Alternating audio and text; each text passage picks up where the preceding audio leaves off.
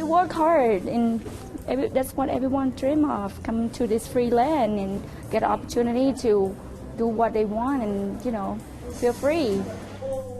Taking a chance on the American dream, the economic benefits for immigrants and their new communities. It may be a game changer in the race for the White House. Ballot counting happening now in New Hampshire, and how far people will travel to rub shoulders with presidential hopefuls. And take a bow. The San Diego production's impressing critics and walking away with top honors. KPBS Evening Edition starts now.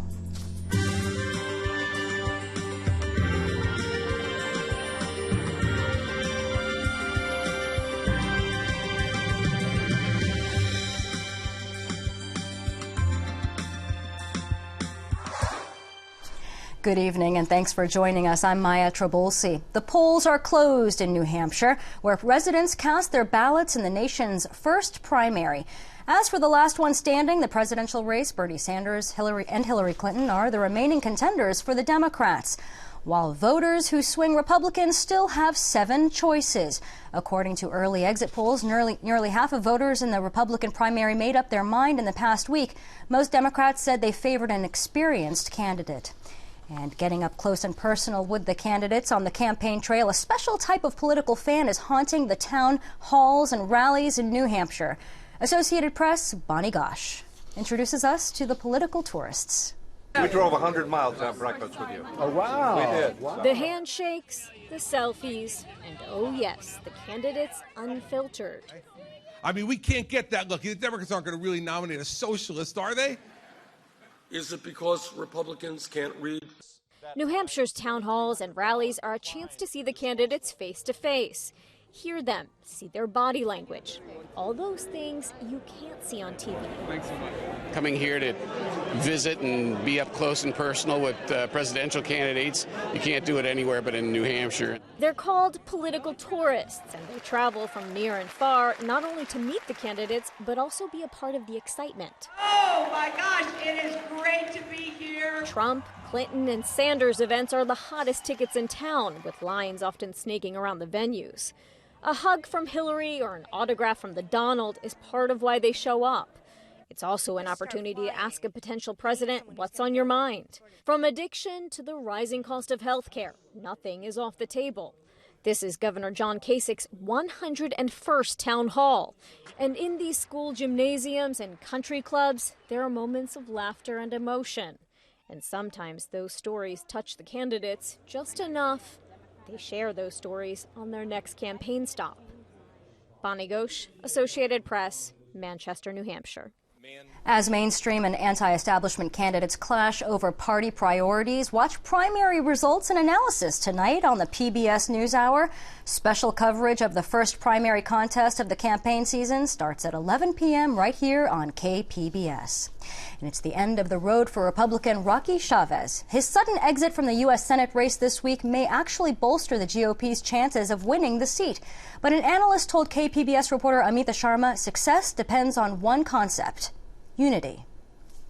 I'm not going to be running for the United States Senate, and I'll leave the field right now. Thank you very much. Chavez quit at the start of a debate on Kogo AM Monday after weak fundraising. He plans instead to run for re-election for his state assembly seat. Chavez says he doesn't know if his withdrawal from the U.S. Senate contest boosts the odds of a Republican making it into the fall runoff. The 2 Republicans that are running, I think they have a more traditional Republican message, and I don't know if that's going to resonate. The 2 Republicans are former state GOP Chairman Duff Sondheim and Tom Del Beccaro. Mesa College political science professor Carl Luna says the only real shot one of them has of being a contender in November requires another cut in the field. They probably should go behind closed doors and flip a coin. I mean, it's kind of like the Democrats fighting over a Senate seat. You don't want to have 2 reasonably strong Republicans fighting over the nomination. This is one of those times where ego and ambition could get in the way of partisan loyalty. Those 2 Democrats are California Attorney General Kamala Harris and Congresswoman Loretta Sanchez. Amita Sharma, KPBS News. Following the money on the campaign trail, state regulators launched a new online site that is tracking small and independent political contributions. The California's campaign finance search engine was expanded today. It allows public users to review the last 15 years worth of state political contributions reported by independent organizations. It can be found on the Secretary of State's homepage. Tell us why you do or don't vote. Tweet using the hashtag #What'sMyIssue and find more election coverage at kpbs.org/CA-counts. On hold for now, sweeping changes aimed at curbing climate change. The Supreme Court agreed today to stop the enforcement of President Obama's plan to reduce carbon dioxide emissions. That's as the High Court prepares to hear both sides of the debate in June. A coalition of 27 states, mostly Republican, called the regulations a power grab. Today's ruling signals opponents may have made a strong argument against the rules. After admitting her guilt and resigning as San Diego Unified School District Board trustee, Marnie Foster leaves an empty seat on the board. In a news conference today, San Diego Unified School District Board of Education President Mike McQuarrie discussed the steps the board will be taking to fill Foster's vacancy. He made a call out to qualified members of the community to run for office. The purpose of today's press conference is to ensure the public, and especially the communities in Subdistrict E, that the process will be open, and we hope will attract the most dedicated, qualified public servants to fill this vacancy. Tonight, the board will vote on a plan to move forward on the empty seat. Foster resigned after pleading guilty to receiving gifts in excess of $460, a misdemeanor violation of the Political Reform Act. She was also sentenced to 3 years of probation, ordered to pay restitution to the source of the gifts, and serve 120 hours of volunteer work. A civil rights group in California is challenging a new federal law that requires sex offenders to be identified on their passports. The California Reform Sex Offender Law says the law could not only place the sex offenders at significant risk, but it could also be risky for their traveling companions. President Obama signed the International Megan's Law bill into law on Monday. And the city of San Diego is expanding its car-sharing program and has reached a 5-year agreement with Zipcar. This agreement formalized the relationship between the city and the car-sharing company, which has been operating in downtown for 2 years. The city is working with both Zipcar and Car2Go to expand into areas where low-income residents can take advantage of the program. The guided missile destroyer USS Higgins is scheduled to return to San Diego on Thursday from a more than 7-month deployment to the Arabian Gulf, Western Pacific, and Indian Oceans. The Navy says the 300 sailors aboard the Higgins performed maritime security missions and took part in several exercises. They also rescued 4 Saudi Arabian fishermen after their boat caught fire. There is a movement in California to restrict the sale of menthol-flavored cigarettes. From our North County Bureau, KPBS health reporter Kenny Goldberg tells us why advocates say menthol cigarettes are especially popular among young smokers.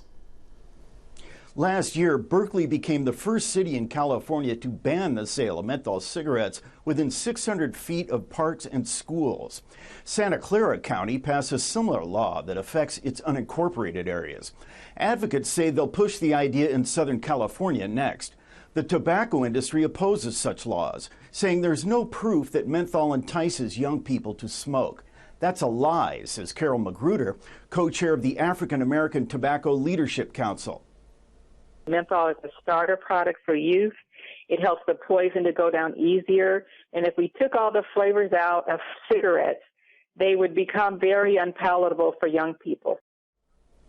In 2009, the FDA banned 13 different flavors in cigarettes, but exempted menthol. Kenny Goldberg, KPBS News. A new state tax credit could be giving a big break to some Californians. Last year, the California Earned Income Tax Credit was passed to work as a supplemental credit along with the federal Earned Income Tax Credit. State taxpayers who qualify can claim both credits. Low-income families could receive a maximum of $6,000 back in tax returns. The governor signed a bill that would allocate about $350 million to a new state earned income tax credit. So that presumably will also benefit many working families and working individuals. Right here, number 90. Now, in order to claim these credits, taxpayers must file both federal and state tax returns, even if they do not owe taxes. More illegal residents in California are getting driver's licenses. Nearly 605,000 licenses have been issued for documented illegal residents in the state. DMV officials say the spike comes from a law signed by Governor Brown in 2013. Licenses granted under the law have federal limits printed on them. That means that federal officials aren't obligated to accept the licenses as a valid form of identification.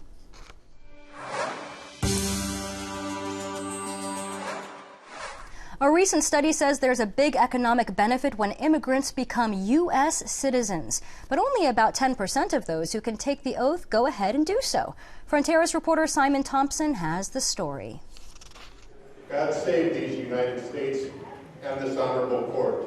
108 about to be US citizens from all over the world gathered at the Las Cruces Convention Center, taking an oath of loyalty as part of a ceremony to become a US citizen. And that I take this obligation freely,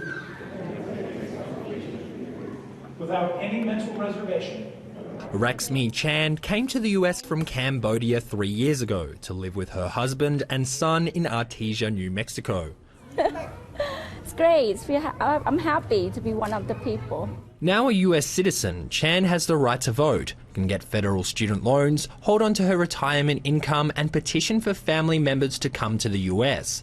But the benefits of naturalization go much further. Legal immigrants are a tremendous boon for the U.S. economy. NMSU economist Dr. Chris Erickson says naturalization is a mechanism cities can use to harness immigrants' full potential and promote local economic development.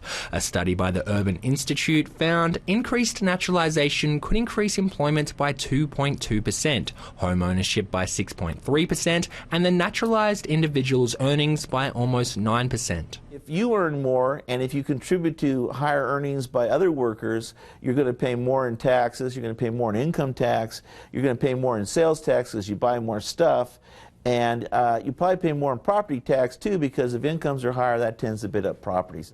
Erickson says new citizens' resulting sense of security and willingness to make long-term investments can reap even broader economic benefits. They have more of a stake in society, so they invest more into society. Especially if those investments are in starting new businesses, innovating technologies, or working in high-skilled jobs.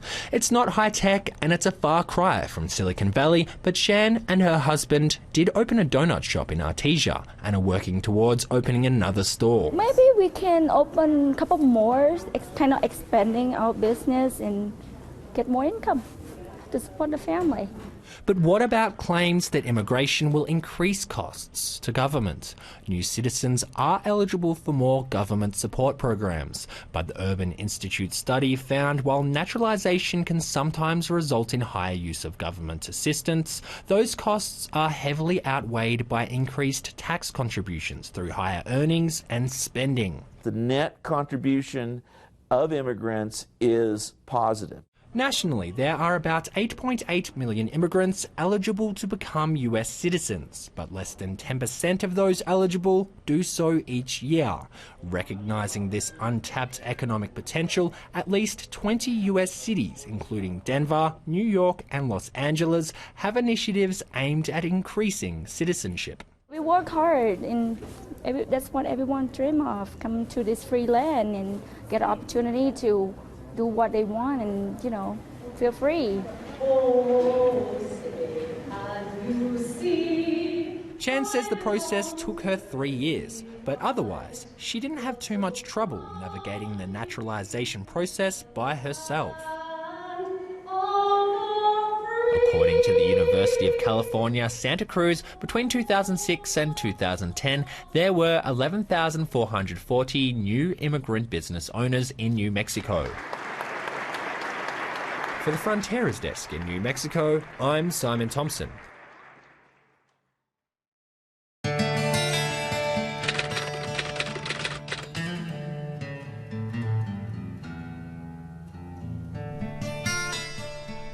One or more minutes of warning could make a big difference in the event of an earthquake. 3 state lawmakers have introduced bills that would direct $23 million of state funds toward the development of an early earthquake warning system. Experts say the shake alert system could offer over a minute of warning before a trembler hits a community, giving people a chance to take cover. And new earthquake research suggests that ruptures can jump much farther than previously thought, and even from fault to fault. And that could have implications here in Southern California. In a published paper, University of California Riverside researcher Gareth Funning reports they recorded an earthquake that sparked another 30 miles away. An earthquake could propagate to a different fault, and so this is a possibility that should be accounted for in models of seismic hazard, and it currently is not. Funning says this cascading effect could mean more widespread damage when a large quake hits, and hopes to reproduce the situation on earthquake models in the lab. A new milestone flying by. The Federal Aviation Administration says there are now more registered drone operators in the U.S. than there are registered manned aircraft. California lawmakers are anticipating an increase in drones flying over the state. Legislators introduced bills that would require licenses and insurance, govern hit and runs. They would also limit where the devices can fly. And it was a great day to be in the San Diego Great Outdoors. Many San Diegans enjoyed the break from cooler, more average temperatures for this time of year. Molly Cochran says we can expect more dry skies and warm temperatures this week in tonight's KPBS weather report. Well, the dry weather pattern continues across much of California. Here's a look at our satellite and radar.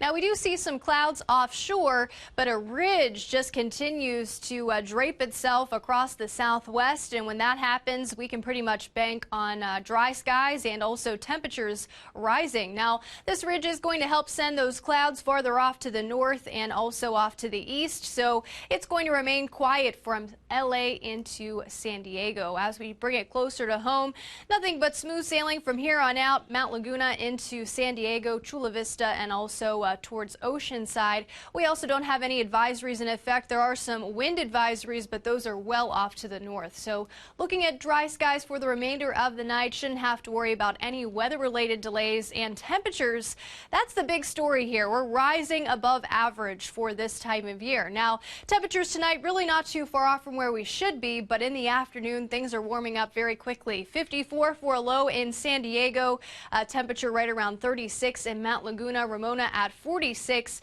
and Borrego Springs will also be coming in the 40s. Now, into the middle half of the week, we're going to be looking at record highs being challenged. That is going to include LA into San Diego, so the warmth just continues. And I can tell you, the last time we saw temperatures in the 80s, record challenging temperatures rather, was in the 80s. So it is pretty hard to believe we're going to continue to warm up as we head into the middle to later half of the week. Here's a look at our extended forecast. So Wednesday, the warmest day coming up for the immediate coastline, will be mostly sunny, and we're going to stay that way in through the weekend. I took a look at some of those forecasting models well into next week. It looks like the next chance for the potential for a storm coming on the 17th, but again, definitely going to have to keep a close eye on those models. The farther out you look, they have a harder time picking up on some precip. So the moral of the story here is that it's going to be dry and sunny for the immediate future. Definitely going to see the sunshine remain throughout the weekend, and our temperatures come up above average. Farther inland for Wednesday, daytime high of 80 degrees, mostly sunny skies, just beautiful weather. Also a good day to head out to the beach. 77 for Thursday, also expecting sunshine and warm conditions to stick around for the upcoming weekend. So schedule those outdoor plans. No rain in sight, at least through the early half of next week. Here's a look across the mountainous regions. Temperatures going to be running in the mid to upper 60s. And we will expect plenty of bright sunshine. Desertous regions also going to be heating up. Daytime high of 86 on Wednesday and Thursday. Molly Cochran, KPBS News. This just into our newsroom. The New Hampshire primary winners are Donald Trump and the Republicans on the Republican side and Bernie Sanders on the Democratic side. This state is known for its political surprises. Here are the results from the New York Times. Trump and Sanders led in the state for months. Both needed to deliver on expectations after second-place finishes in last week's leadoff Iowa caucuses. digging around for clues. This month, an exciting discovery was uncovered in the middle of a construction site at Oregon State. EarthFix reporter Cassandra Pafita shows us what may be the best classroom assignment for anthropology students. We get so busy in our lives running around doing our everyday things, we forget that there is a past beneath our feet. Right now, we're at Research Stadium. We're looking down onto the football field, and behind me, you can actually see the construction going on for an expansion of the end zone complex.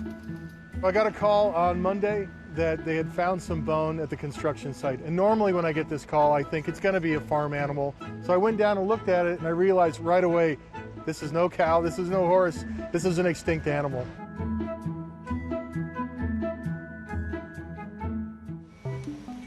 Now we're working with students from Oregon State University to separate the bone from the dirt, to finally get all the pieces out of it that we can. We'll learn about what animals we have here, how many entirely. The students learn a lot about the process of how to identify extinct animal bone, the things that we can actually figure out about the past from these deposits, and so on.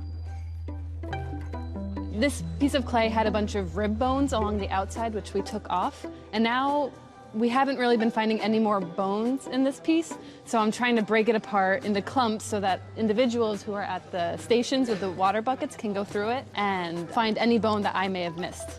Knowing more about the environment that this mammoth lived in, you can know a lot about the earliest peoples and what environment they were dealing with during this time when these large megafauna creatures were walking around. So that's a really key one. Whenever you see an animal that doesn't have a fused plate, you know it's not an adult. Okay. Never during the school year do you find the opportunity to come and start going through this sort of stuff. This is definitely not my normal day. It's much more fun. There you go, you got more of it right there. See it right there? It was a little bit of stream. Just fantastic example of the kinds of learning opportunities that are present sometimes when you dig a hole in the ground.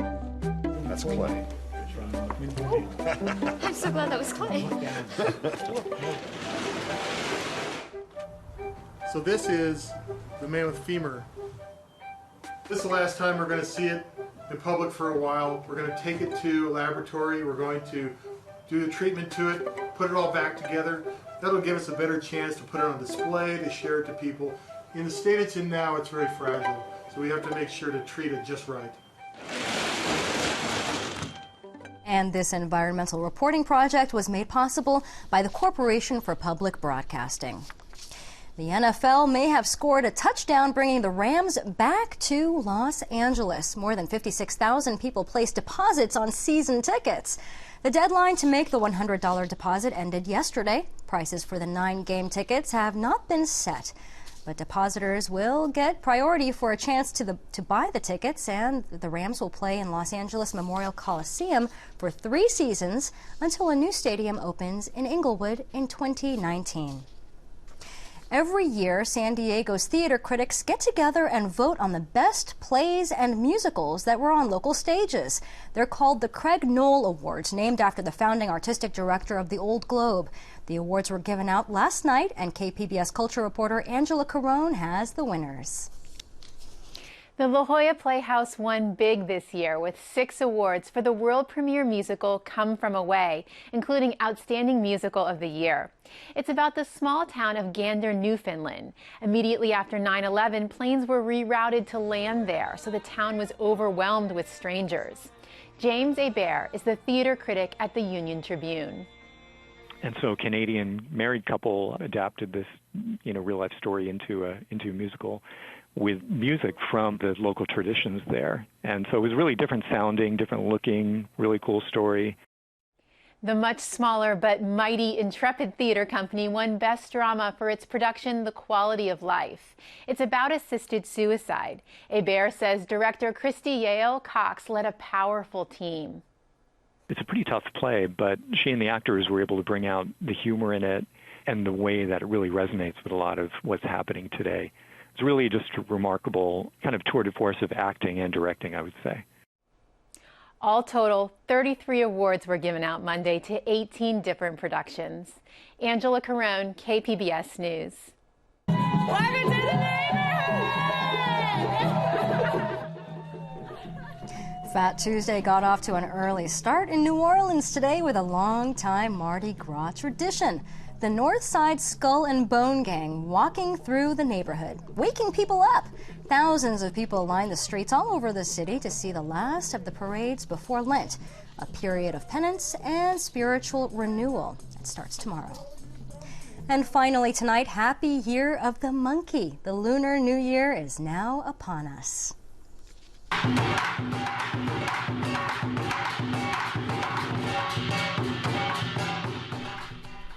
And San Diego City Council members had their own little celebration.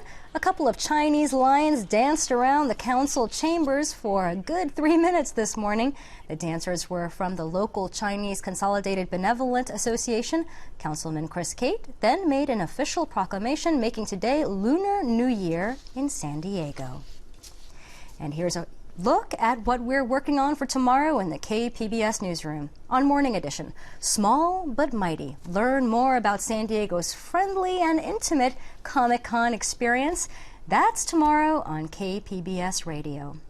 And as always, you can find tonight's stories on our website. That's kpbs.org/evening edition. From all of us here at KPBS, thanks for watching. Have a great evening.